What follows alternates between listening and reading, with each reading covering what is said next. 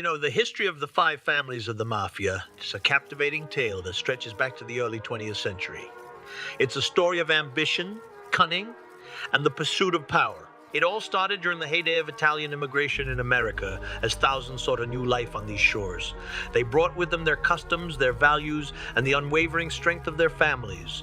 From these tight-knit communities, the five families emerged like a shadow rising from the streets. The Genovese, Gambino, Lucchese, Bonanno, and Colombo families, the very names that would come to define an era, an empire built on blood and loyalty. In the 1930s and 1940s, these families were at the height of their power. They controlled vast territories, each with its own capos, soldiers, and illicit operations. From the bustling streets of New York City to the docks of Brooklyn and beyond, they exerted their influence over the criminal underworld. The Genovese family, led by the cunning Vito Genovese, held sway over Little Italy and beyond.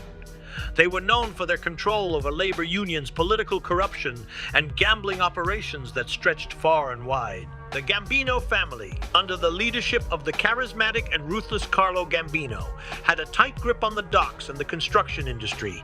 They knew how to navigate the murky waters of business, making sure their interests were protected at all costs. The Lucchese family, led by the enigmatic Tommy Lucchese, thrived in the garment and trucking industries. They were masters of manipulation, using their influence to control lucrative markets and eliminate anyone who stood in their way. The Bonanno family, guided by the shrewd Joseph Bonanno, had their fingers in various pies: gambling, loan sharking, and narcotics.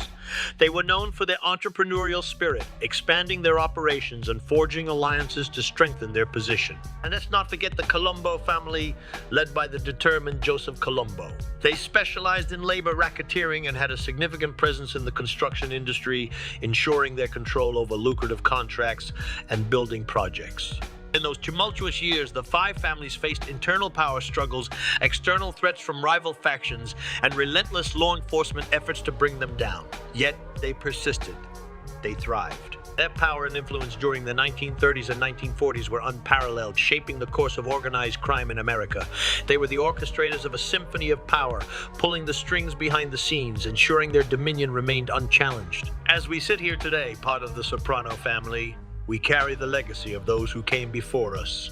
We must honor their sacrifices, their cunning, and their loyalty.